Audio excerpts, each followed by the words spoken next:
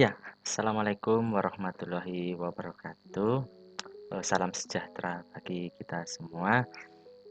Pada kesempatan hari ini, saya akan menjelaskan mengenai salah satu tridharma saya selaku dosen, yaitu tentang eh, pembelajaran, pendidikan dan pembelajaran. Namun sebelumnya, untuk yang pertama, mungkin izinkan saya untuk memperkenalkan diri. Nama saya Muhammad Naharuddin Arsyad.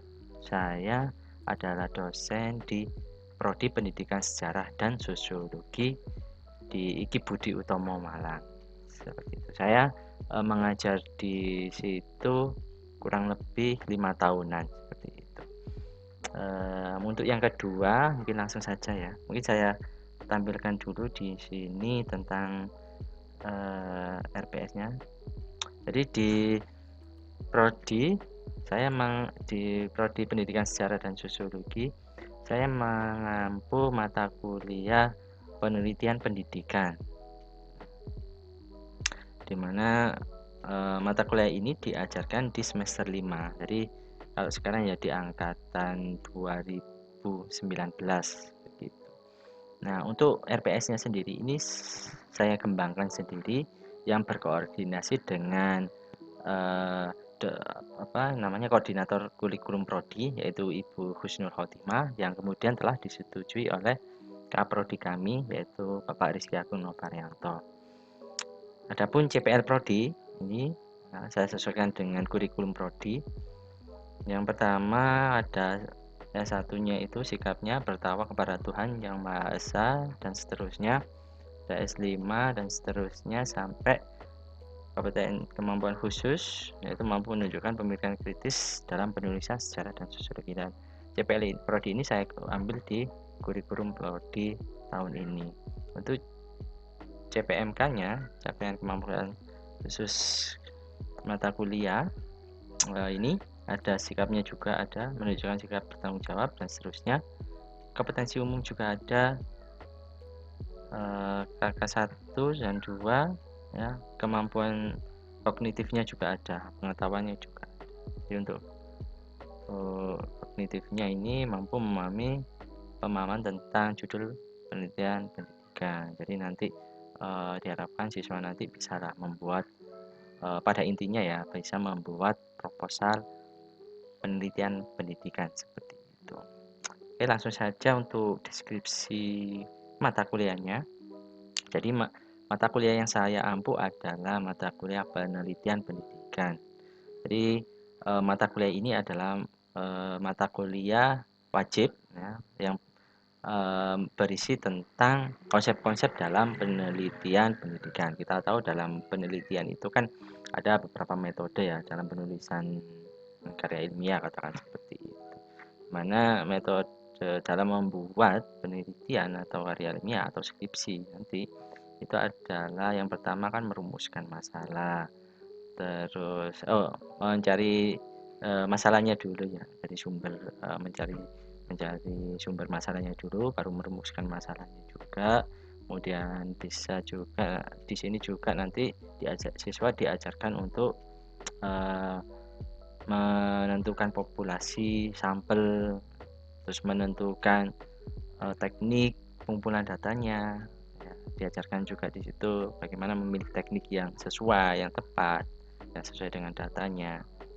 Kemudian juga termasuk analisis data. Nah, mungkin di sini yang perlu saya tekankan adalah kaitannya dengan eh, isi dari materi ini sendiri ya Bapak Ibu. Jadi kalau biasanya penelitian pendidikan itu kan nggak jauh dalam model PTK ya, atau action research seperti itu.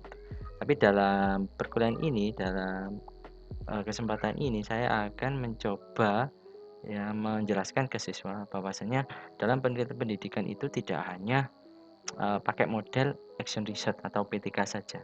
Ada juga modelnya yang lain yang nanti saya ajarkan kepada siswa. Yang pertama itu pakai model penelitian eksperimental, kemudian ada lagi model penelitian evaluatif, ya. Kemudian juga ada penelitian pengembangan. Jadi dalam modelnya ini nanti saya ada 4 ya. Selain PTK ada penelitian evaluatif, model penelitian eksperimental, sama pengembangan seperti itu. Nanti diharapkan mereka capaian lulusan nanti bisa membuat proposal seperti proposal penelitian dengan model yang variatif mereka, sesuaikan dengan masalah yang dihadapi seperti itu. Itu untuk deskripsi mata kuliahnya. Untuk materinya bisa dilihat di sini ada 1 sampai 12 seperti itu ya. Kemudian untuk daftar pustaka tentu saja saya pakai bukunya Dr. Musfikon, Prof. Nana juga ada, Prof. Sugiono, sama Prof. Suarsimi juga ada. Kemudian untuk proses pembelajarannya itu kami pakai semua prodi, semua dosen itu LMS-nya pakai Edlink. Jadi karena pandemi seperti ini, jadi kampus memberikan fasilitas kami untuk mengajar dengan memberikan LMS yang bernama Edlink. Nah, Edlink ini nanti terintegrasi langsung dengan Siakat kami. Dan Siakat nanti kan terintegrasi langsung ke Polabdikti seperti itu. Jadi Edlink ini LMS yang kami gunakan untuk saat ini. Nanti saya tampilkan juga proses pembelajarannya seperti itu ya. Untuk Zoom juga nanti terintegrasi dengan Edlink, begitupun dengan YouTube-nya. Nah, Zoom saya gunakan ketika saya mengajarnya menggunakan metode ceramah bervariasi. Seperti yang saya perlihatkan nanti ya proses pembelajarannya. Untuk pertemuan pertama ini saya pakai metode ceramah bervariasi menggunakan Zoom. Kenapa? Karena biasanya untuk pertemuan pertama ini saya mengadakan kontrak perkuliahan. Jadi biasanya kebanyakan mahasiswa itu sering nih negosiasi terkait dengan poin-poin penilaiannya, ya persentase penilaian. Kemudian juga kaitannya dengan tata tertib selama perkuliahan. Jadi, biasanya mahasiswa itu sering negosiasi lah. Maka dari itu saya pakai ceramah bervariasi aja lewat Zoom. Jadi di Zoom ini mahasiswa dan dosen saling berinteraksi seperti itu. Tentu untuk materi yang pertemuan yang pertama ini saya akan menjelaskan RPS-nya, kontrak perkuliahan, sama penjelasan materi pertama yaitu tentang konsep penelitian pendidikan. Kemudian YouTube ini nanti saya gunakan ketika saya menggunakan metode direct instruction. Jadi memberikan materi secara langsung kepada siswa.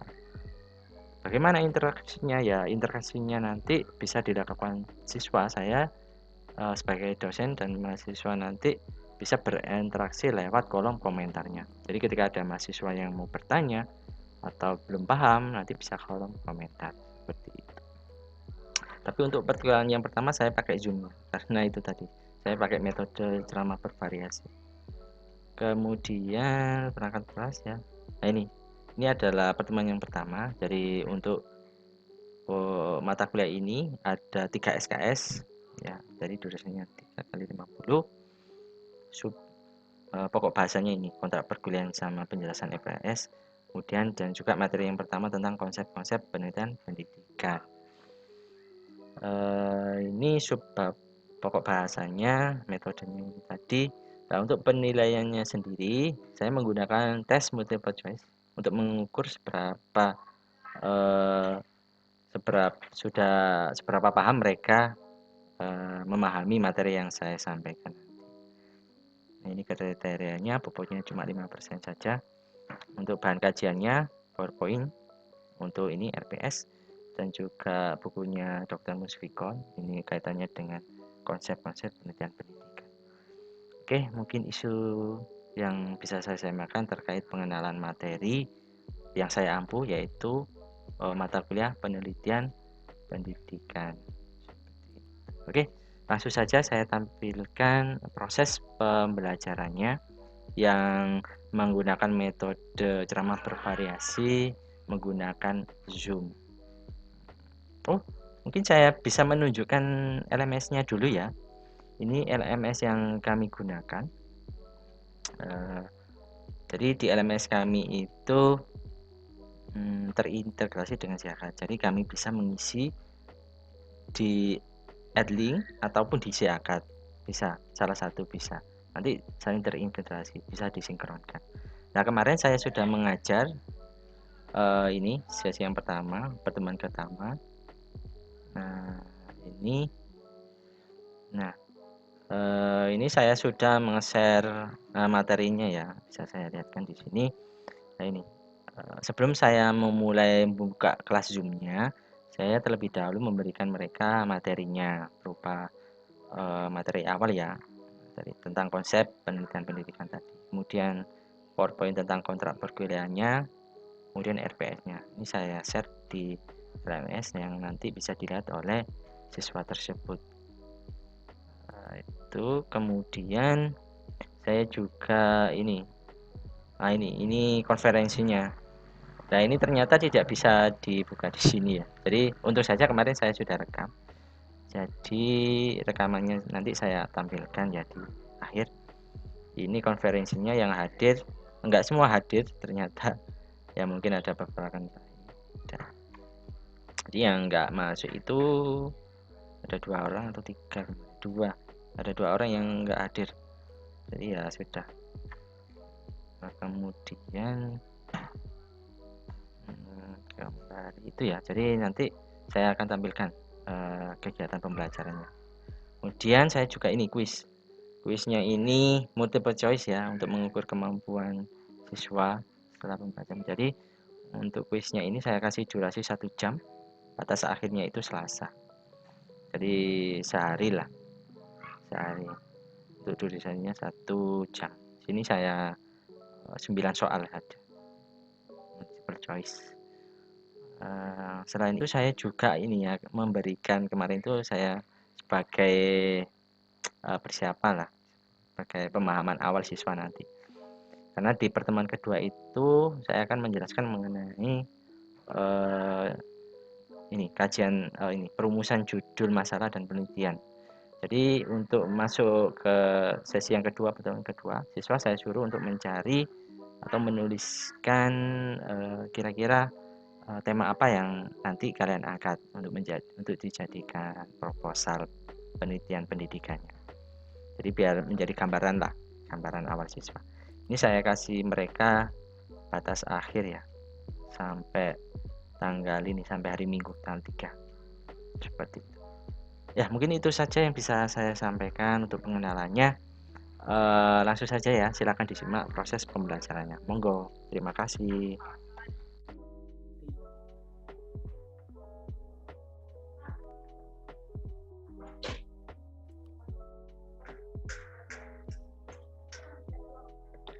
Oke, saya mulai ya. Assalamualaikum warahmatullahi wabarakatuh.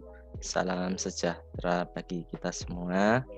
Pada hari ini adalah kuliah perdana kita ya, di mata kuliah penelitian pendidikan. Sebenarnya saya akan men-share PowerPoint-nya.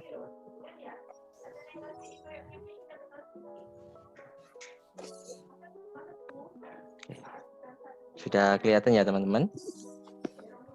Sudah Pak. Oke.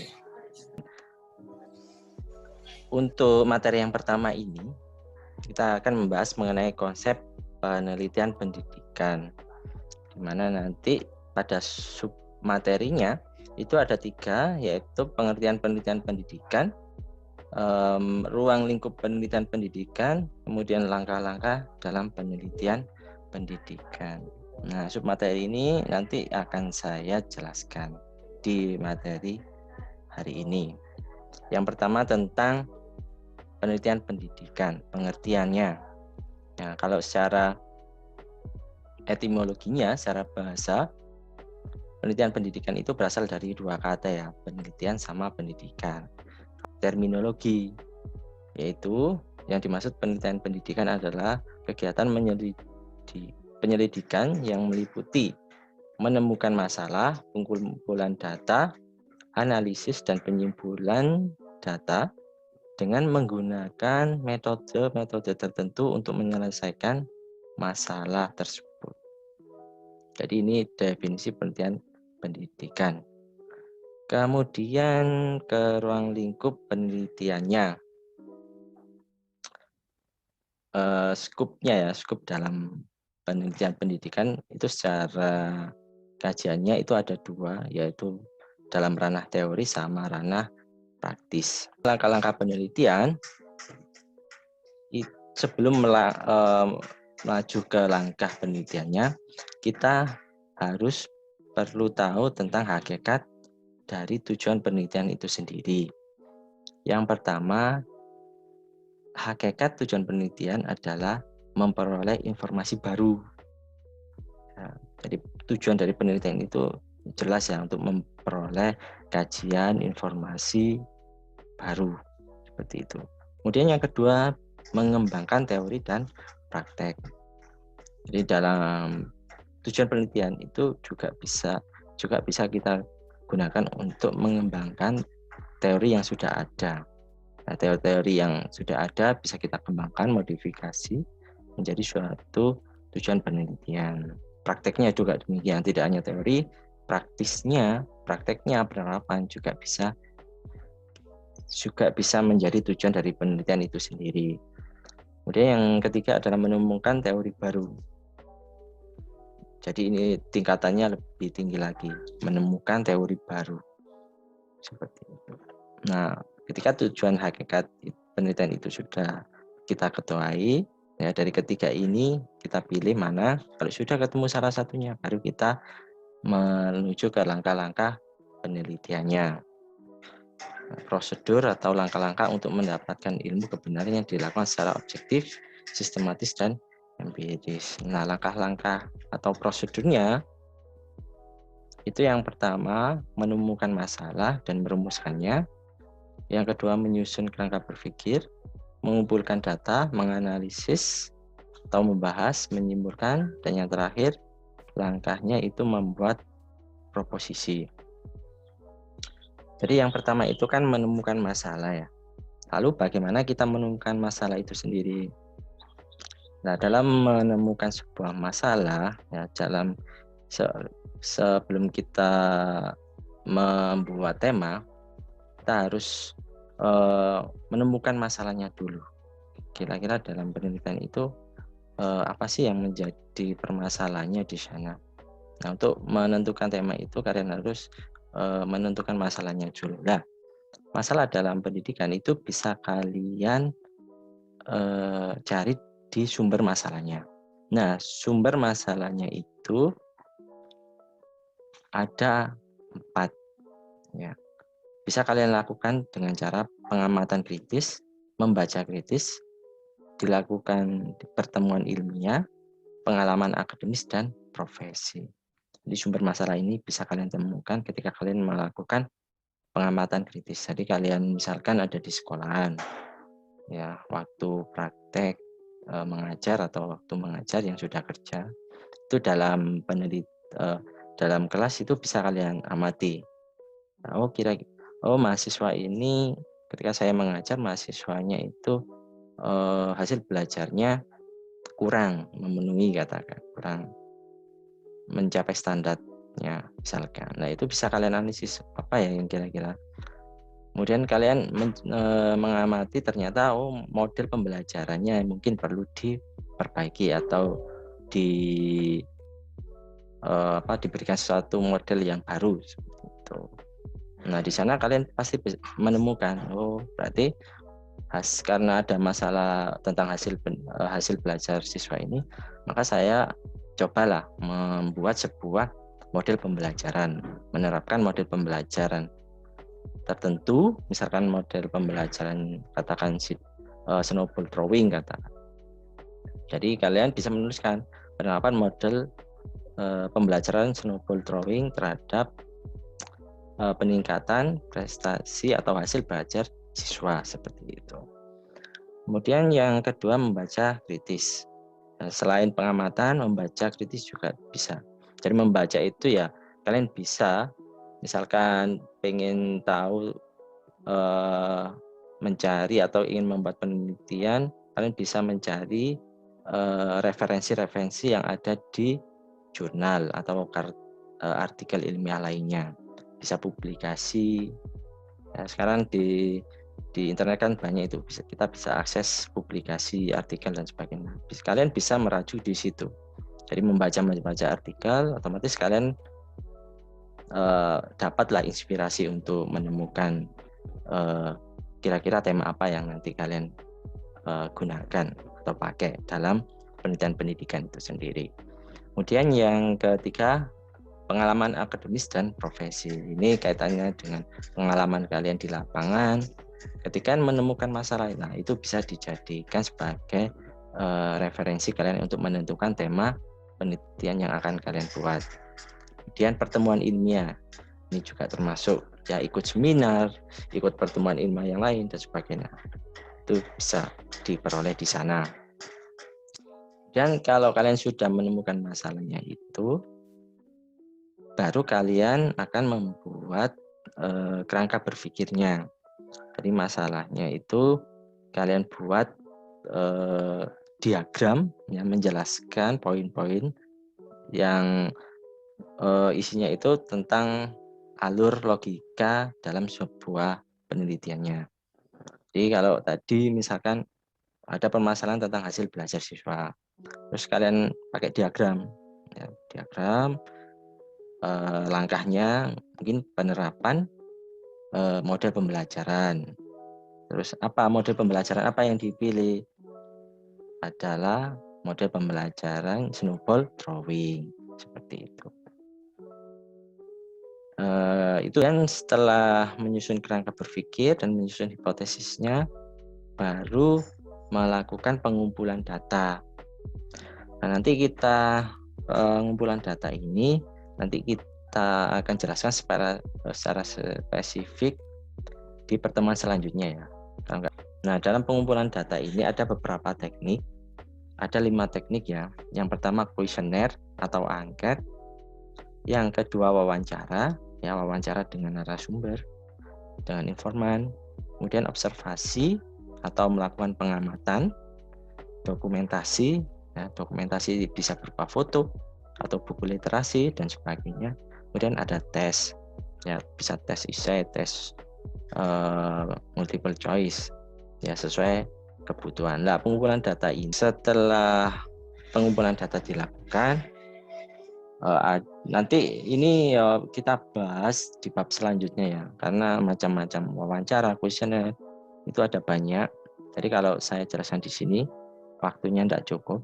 Kita kumpulkan datanya, baru kita analisis data tersebut. Analisis data itu merupakan suatu proses atau upaya untuk mengolah data menjadi informasi yang baru. Jadi dari berbagai data yang diperoleh lewat berbagai teknik tadi, dilakukanlah analisis. Nah, analisis data ini dilakukan oleh peneliti sendiri dengan berbagai teknik analisis. Nah, untuk teknik analisis data ini juga akan kita pelajari nanti di pertemuan selanjutnya. Kemudian langkah selanjutnya adalah penyimpulan atau penyimpulan penelitian. Ya, setelah tadi sudah dibahas, diuraikan temuan penelitiannya apa, baru kita simpulkan di sini. Nah, kesimpulan penelitian adalah pernyataan singkat tentang hasil analisis deskripsi yang membahas tentang hasil pengetesan hipotesis yang telah dilakukan pada bab sebelumnya. Jadi udah kesimpulan. Jadi kalau kita sudah mengumpulkan analisisnya, sudah temuan, pembahasannya juga, baru kesimpulan. Ya, kesimpulan poin-poinnya apa saja. Nah, kesimpulan ini biasanya jawaban singkat dari rumusan masalah seperti itu. Kemudian ini yang terakhir, langkah yang terakhir adalah proposisinya. Proposisi itu pernyataan atau teori yang didukung oleh argumen untuk dikemukakan. berdasarkan pernyataan yang sudah diterima sebagai suatu hal yang dianggap benar. Jadi proposisi ini biasanya suatu pernyataan yang kita tuliskan berdasarkan pembahasan atau temuan penelitiannya, atau bisa dikatakan penguatannya lah seperti itu. Biasanya dalam proposisi itu awal penulisannya itu seperti ini, biasanya bahwa berdasarkan hasil temuan penelitian tersebut menyebutkan bahwa hasil penggunaan atau penerapan model pembelajaran snowball drawing dapat meningkatkan prestasi atau hasil belajar siswa. Nah, itu termasuk proposisinya. Nah, semua langkah-langkah dalam metode pendidikan ini perlu dilakukan ya, perlu dilakukan secara sistematis dan empiris. Kalau enggak, nah nanti dikatakan tidak memenuhi syarat metode ilmiahnya seperti itu. Mungkin dari sini teman-teman perlu atau ada yang ditanyakan mungkin, monggo. Enggak. Siapa Mbak Sri Endah ya? Nentukan judulnya, terus mau ngakuin penelitian di mana gitu, Pak. Mungkin bisa kasih pandangan atau masukan biar gampang gitu, Pak. Ya, sebenarnya kalau menentukan tema atau judul penelitian pendidikan itu bisa kalian lakukan, bisa Mbak Endah Sri lakukan dengan misalkan ini membaca kritis ya. Kalian bisa membaca artikel atau jurnal atau publikasi mirip orang lain, itu bisa kalian baca di sana. Nah, di sana setelah kalian baca tentu kalian kan punya referensi untuk membuat tema atau judul penelitiannya. Selain itu kalian juga harus mempertimbangkan kira-kira subjek atau objek yang menjadi penelitiannya itu siapa.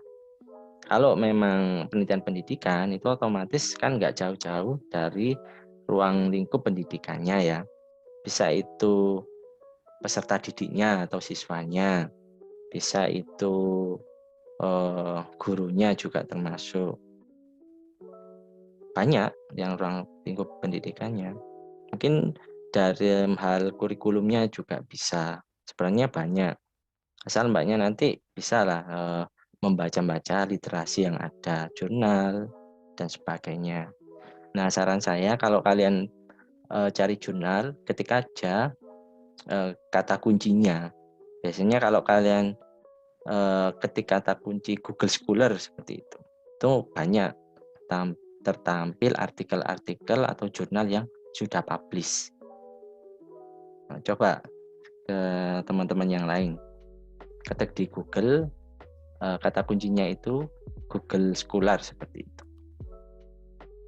Si banyak di sana. Itu Mbak ya. Iya, Pak. Ini saya sudah menyiapkan tugasnya. Tugasnya bisa kalian lihat di linknya di menu kuis. Itu saya sudah menyiapkan beberapa soal pilihan ganda, silakan dijawab. Nah, soalnya nanti ini saya buka jam 11 kalau nggak salah tadi, jam 11. Itu silakan kalian buka nanti dan kalian jawab semua. Nah, nanti durasi waktunya itu 60 menit seperti itu. Nah, pengerjaannya saya batasi sampai jam 11 malam. Jadi hari ini harus selesai. Ya. Jadi misalkan kalian buka jam 2 sore bisa. Yang terakhir itu saya tutup sampai jam 11 malam. Jadi mohon digunakan atau dikerjakan sebaik mungkin. Tugas mencari dan membuat judul penelitian pendidikan di menu tugasnya. Nah, tugas untuk mencari dan membuat judul penelitian ini kaitannya dengan tema nanti. Ya, tema tentang pertemuan yang kedua itu kita akan membahas mengenai perumusan judul penelitian